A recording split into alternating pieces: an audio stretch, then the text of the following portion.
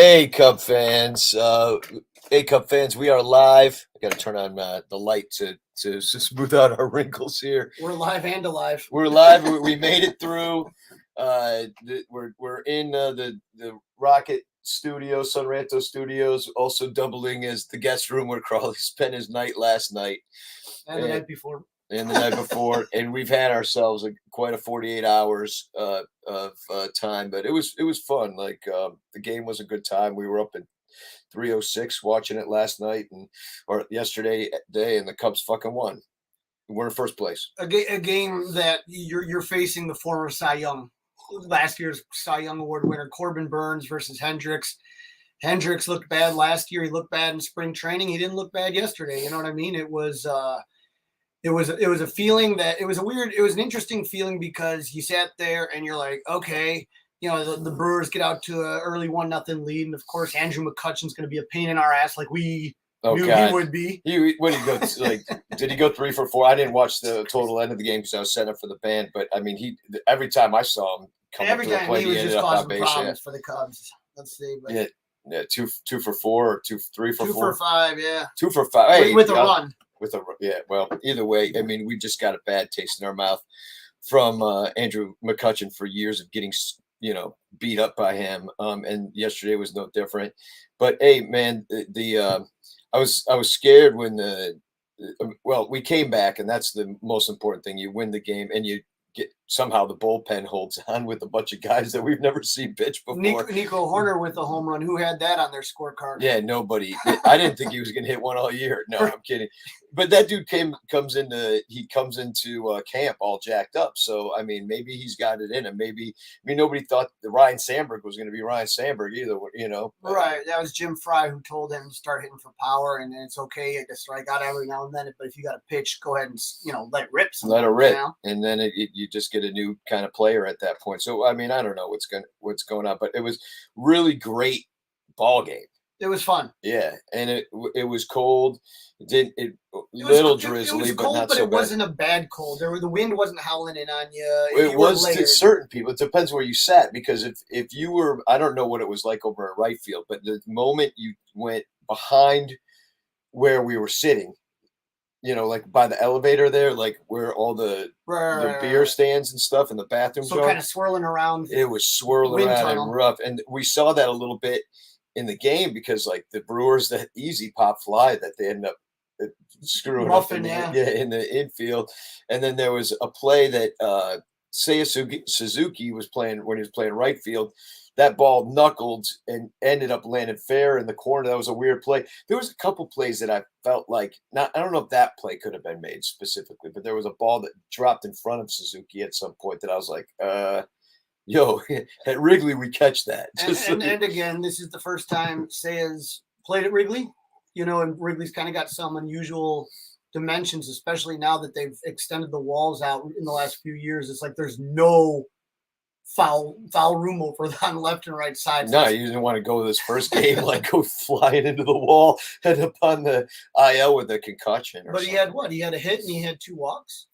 That'll play. Oh God, yeah. No, it was exciting to see, and I was talking at Nisei last night with a couple people about just watching Seiya. It's just like I felt like a certain palpable excitement to watch a new player, because we've watched the same old guys getting trotted out there, and as much as we're sad to like that, there's no Bryant, no Rizzo, no Javi on opening day, that I'm like, I felt like a certain excitement of seeing like a new talented player like Seiya Suzuki, and that I hadn't felt that buzz from Cub fans in a while, like about a new player. And Saturday it'd be the same. When we're talking about new players, how about Clint Frazier coming in and hitting a pitch hit double? Yeah, and all of a sudden, this is a guy that he was a blue chip prospect.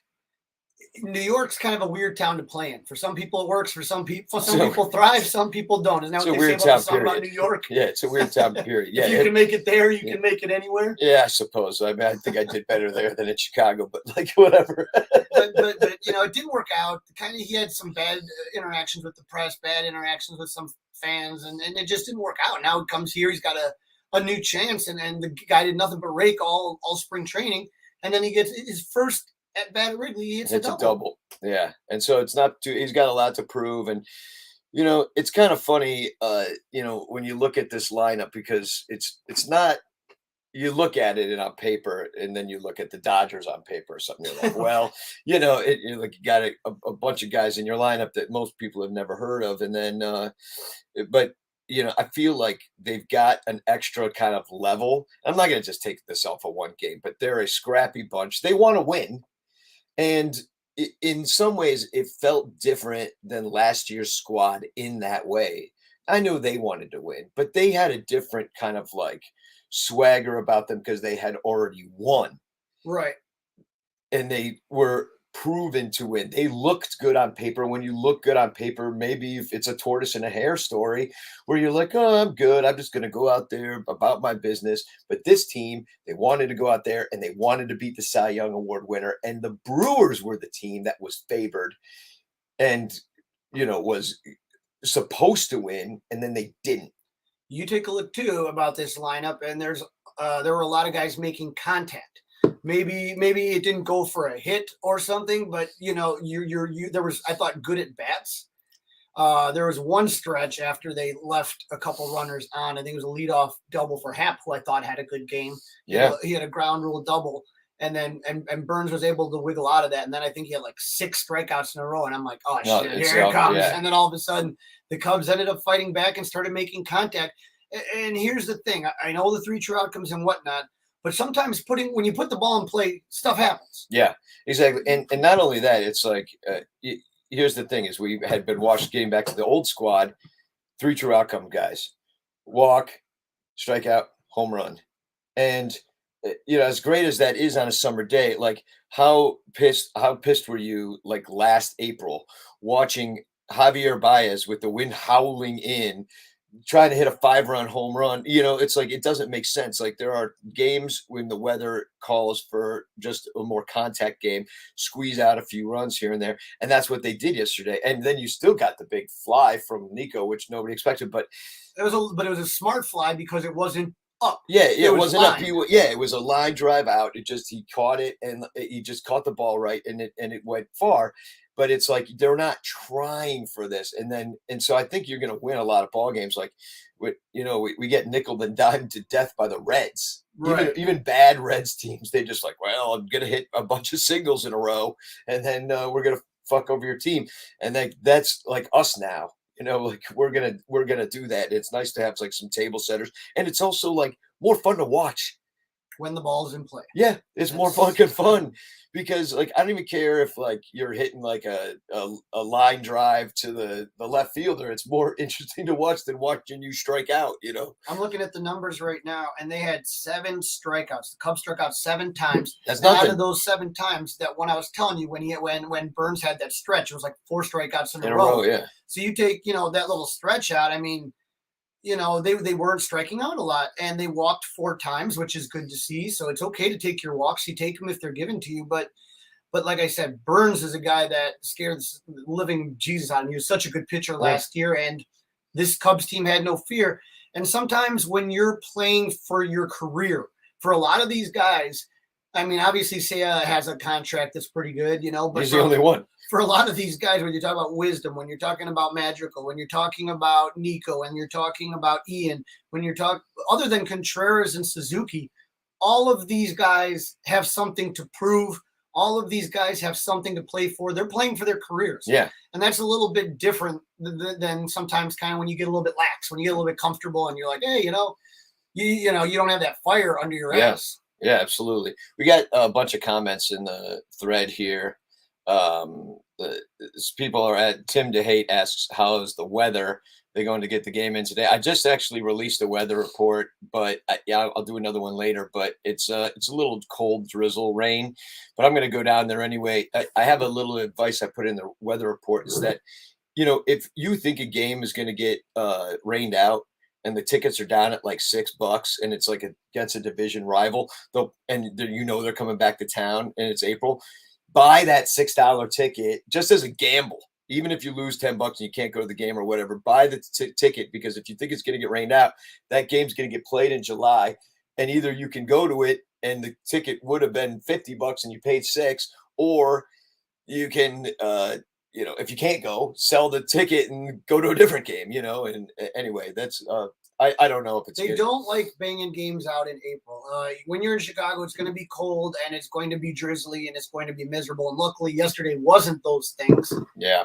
When you can deal with cold if you're smart enough and you've been to enough games, you know how to layer properly. But with these games, they don't want to bang them out. They want to, you could literally do that for pretty much half the games in April. They're wet, cold, and drizzly. So they're going to try to get in as long as it's safe to play. Yeah. Well, it looks like it's going to maybe snow. They'll play. Well, I mean, I'm looking at here, 39 degrees and raining. And I bought myself a bleacher ticket. So, we'll see how that works out. I do want to say that the Cubs organization kind of did a couple different things that I thought was really good yesterday. Obviously, the in memoriam for the people within the organization and former players. And I know Billy Williams' wife was recognized. I thought that was a nice touch. And then the whole tribute to George Weissman, ring bearer, bleacher bum, just such a great guy. And that tribute was so wonderful to George, and his family, I'm sure, was so appreciative. And to Bob and a lot of the bleacher bums out there who brought the bells for everybody. Yeah. That was a really cool touch. So, thanks to the Cubs organization for recognizing somebody that gave his heart to that team. He literally lived and breathed Cubs, and the fact that was recognized meant a ton to me, and I'm sure to many others. Yeah, that was nice. And I don't think they had done that before. I've never seen it. Now. Yeah. And then another weird thing, I mean, I'll say this was a weird thing because I've just never seen it as a Cubs game, which is the Ukrainian thing where they sang the Ukrainian national. Well, those were adults. Some adults too. Yeah. They were both. And then they were saying the Ukrainian national anthem. Our hearts go out to the people of Ukraine. And I think they do. I just, at the end of it, when they finished, I wanted to yell, fuck Putin so bad. I think the 50-50 was going to Ukraine. And then they had flags all outside the front of Wrigley, Ukrainian flags. So definitely a nice show of solidarity on that one. Yeah. Well, I mean, Ricketts took a side because it's the only reason he can buy that soccer team is because the Russian oligarchs got to sell it at a distressed rate. So he's like, yeah, go Ukraine, fuck Russia, But I thought it was a little weird just because it's not like a space that usually baseball teams tread into. There's a war that has a lot to do with the world, but it doesn't necessarily have to do with the United States directly or something. It's not like we're facing some crime. I mean, I think they did more for the Ukraine war than they ever did for any war where we were the ones bombing people. I'll tell you that much. But I'm just, it was a little weird to me just that they would choose to, have a conversation in that space. And they got Ukrainian flags all over Wrigley. So it's like a really strong statement, political statement. And that I was just a little surprised at. I mean, I'm obviously on the Ukrainian side, but not obviously. Who knows? Okay, comrade. Yeah, I thought though it was pretty. There was a lot of fun. It was just people were in such high spirits. They normally are on opening day, but again, no masks, no seat restrictions, yeah, it's fucking real. None of that thing, stuff. Yeah. Everyone was just in such a good mood. I was at Output in the morning. I was at Bernie's. I was at Yaxie's. I went to Brick House. I was at Lucky Doors. And just everywhere you went, smiles on everybody's and seeing faces, just going all these years with everybody covered up, and you see just the eyes and stuff. I'm like, it was so nice just to see people smiling. It just gave me such a good feeling. The employees of Wrigley, who I love to death, I saw so many of them. I saw my old beer vendor, Glenn. He was downstairs. I'm like, oh, man, you leaving me? And then I saw Rocco lost 50 pounds. I saw my guy Mikey upstairs. It's just seeing your Wrigley family that it is such a special time too. So those employees, I think everyone did a great job. And you know what I didn't see? I didn't see waves. I didn't see cup snakes. No. I didn't see any silliness. I just saw people watching a game. I saw a baby snake try to get going. I took a picture of it. I tweeted it out yesterday. Yeah, a little baby snake. This woman, and then I was looking through my viewfinder because I'm all zoomed in. So she's got this giant thing of cups, and it's going over her head and behind her shoulder. She's kind of holding it out her shoulder. Just this one woman with this giant fucking cup. One woman cup snake. Yeah, one woman cup snake. I don't know where she got these cups from, but she was determined to fucking get one going. And then, but the dude behind her, I happened to see through my viewfinder. He's like, "Get that shit out of my fucking face," because it was in his fucking face. And right, he's not having he's parties. not, He's yeah, not he's like, putting it on hey, his yeah, shoulders. yeah. It's like, I'm not doing this. Like, this is not the day for it. And but, I know, like we want to win, and winning's fun, and having a winning team that you know is going to be going deep into the playoffs is fun. But at the same time, sometimes you when the team doesn't have as much buzz around it, you kind of get the true faithful that come out there and just really know how to watch a game, how to enjoy a game, and you kind of get rid of some of the silliness that was happening the last few years, I would say. Yeah. No, it was a really good crowd, and the tickets were super cheap. So that brought in like a lot of times when you got like all the rich people in there, like that old joke from the Beatles, like you and rattle your jewelry. Yeah, you and the cheap seats clap your hands, and everybody else rattle your jewelry. And that's a different kind of crowd because you got like the people paid a lot of money, and they don't necessarily enjoy the game. Like, let's say poor people are just cooler. Like, I don't know what to tell you. Like, we just are. And but so it was a really good crowd, and also like the crowd at afterwards at Output was fucking great. I mean, it was all our friends. it was packed. It was so good, yeah. and a lot of people came. And Output was so kind with everything. They were just so Totally. nice to us, and God, it was absolutely like I said, just everything was just such a good vibe, and seeing so many people. Yeah. Many people. Yeah, we got some money in the tip bucket. I immediately gave it to my tag guy to buy pizzas, which I didn't even get a slice of. It was fucking gone before I was like, hey, where's the You're pizza? not talking something. I know, I was talking. I turn around and like Jeff's like, "Oh, I gave it to the staff," and I'm like, "What the fuck? I fucking paid $40 from the tip bucket for the pizza." Yeah, what pizza was that, dude? I don't fucking know. I don't know if it was the I alcohol. didn't have any. I don't know if it was the alcohol, but it was goddamn delicious. Is all I will tell you. You hadn't eaten for 12 hours or something, just like 50 beers down his gullet. But no, we had a lot of fun, and it was a really good time. And thanks for all you guys that showed up to Output, because that was a great blast. And they were great. We broke a fucking mic stand, so now I owe them money. So anyway, but we had a good time. Shit gets broken on opening day, including our liver cells. You hope that the Cubs can, at least, I hate 4-game series. We've talked about that. We all hate 4-game series. Yeah, you can't win it. How great it would. Well, you could, if you get 3 or 4 wins, but that's really difficult. But if they could get 2 wins out of this and split the series with the Brewers, I'd take that. Nah, I'd say we sweep them. Like, just let's put it. Because imagine that I thought about this the first thing I woke up, and I know it's delusional, but like I woke up and I was like, if we sweep the Brewers, you look at that season series, you got, the 19 games you got against the team, and you look at that season series, and if you take the first 4 games, like you've really made a dent in like how that looks at the end of the year against your division rival, who's, it's delusional, but hey, we're in first place. Let's build on that win. Let's keep winning. Very curious to see. Obviously, I knew McCutchen was going to be a pain in the ass. He kills the Cubs all the time. Lorenzo Cain is another guy. I think they had him batting 7th or 8th. Yeah, he was down in the lineup. Yeah, I was kind of surprised about that. He always seems to hit well against the Cubs. Adames had a good game for them, but I think when I was looking at the numbers, I don't think Yelich did very much, to be honest.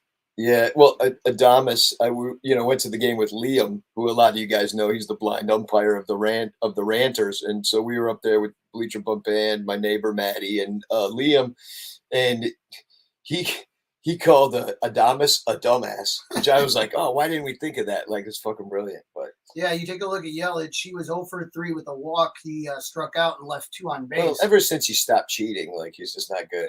Yeah. I was talking to Joe Kilgallen, another guy that was around yesterday, our friend Joe, and he's like, we were talking about Yelich, and he was like, he had the injury, and that set him back. But also, like, since that cheating scandal, and Brewers getting called out for a few things, and then we find out that this shit is going on league-wide in many the sign stealing situation, and then they crack down on it. He hasn't been the same guy. Like, he just hasn't. And Yu Darvish called him out about it a little bit ago. Right. With the no one needs help facing you. And obviously he did, because that's not good since then. And he wasn't that player in Miami. That's what Joe said. He's like, he wasn't that guy. He was a good, solid outfielder. You didn't think that was MVP potential. That No. They had a lot of guys back then. That Miami team was just so stocked. I can't believe that all the guys they traded. But it was shocking, and so I'm waiting for the lineups to come out for today. It's still a little bit early, but I'm hoping to see Clint Frazier in the lineup, man. And I'd like to see another tough righty out there today. Yeah.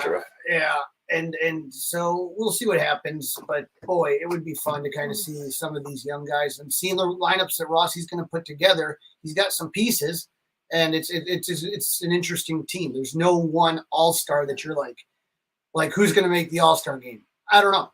I can't tell you, man. It would be interesting. I'm sure Seiya, because they do a lot of voting and he'll get a lot of overseas vote, would probably, if he has a pretty good season, good solid season, I think he'll make it. Wilson didn't look great yesterday, I thought. Yeah. I hope the arbitration thing, the fact that arbitration's going on as the season's going on, that's not normal. The arbitration stuff usually is handled by opening day. So I hope it's not in his head at all. Well, I mean, if it's going to get in anybody's head, it's Wilson's head, because a lot of shit gets in his head, it seems. But, and then we saw that last year too with the whole Blue Friday crew and everybody that got traded out. I mean, they sucked. They sucked because they had this whole thing, I'm going to get traded. And, emotionally for a person, it's just like, you hope that's not going to happen to Wilson, and he'll have because he's in a contract year and you press and, all that shit. I'm very curious to see what Jan Gomes does. That's another guy that just is on my radar. And so, as much as we would prefer not to have the DH, with the DH, it does create interesting options as far as, not strategy, but how you construct a lineup. And so I'm very curious to see how David Ross is. I mean, we know how he's going to use the DH, but especially when it comes to the catchers, you know what I mean? Like, is he going to kind of play around with that a little bit?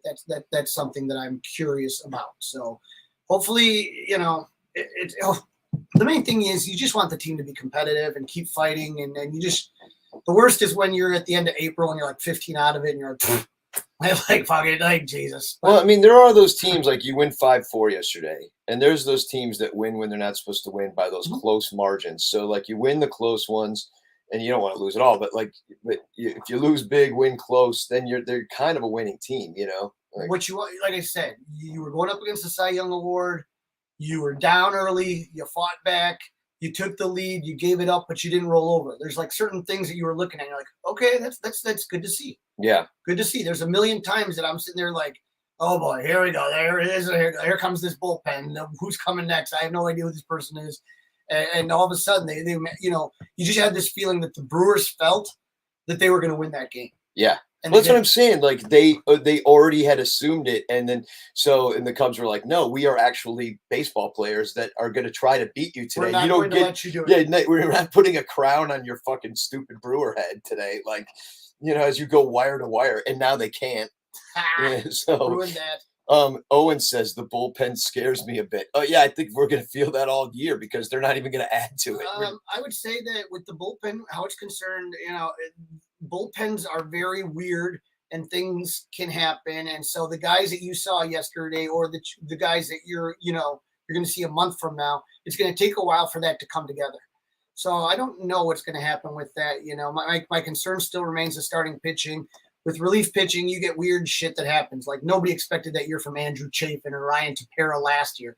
Like people were like, "Oh, Ryan Tepera." But the Cubs have been good at identifying, at least recently, identifying kind of scrappy bullpen guys that they can turn into something. It could be luck, it could be pitch lab. We don't know, but it takes a little bit of time for that to gel and people to identify what their roles are going to be. So we'll see how it goes. Yeah, because I guess Givens is the closer, but then Robertson did it last night. And, right. He looked good. Yeah. Well, they all, I mean, they didn't all look Robertson, good. I thought, like, there's one of those guys that I was just sitting there, okay, let's see what he's got. And I'm like, okay, that's, his stuff looked good is what I'm saying. And he's a real big leaguer. He's got a lot of experience, so it's like you see what these guys still have in the tank and what they've identified. My fear is if you're hanging around even in first or second place by July, anybody that you have that was getting you to that place of being over 500 or whatever by trade deadline, they might still, be in a white flag trade situation, so. Cheers to our friend Johnny Benedict was on the Today Show, if anyone caught that yesterday. Yeah, and Crawley, you were on NBC, I guess. I was on NBC in the morning. Bleacher Jeff got on Marquee.